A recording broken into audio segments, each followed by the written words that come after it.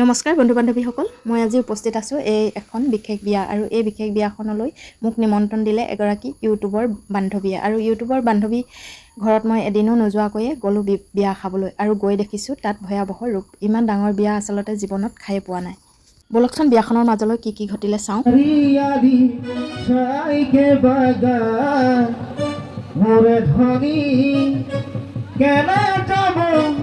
সারে আশা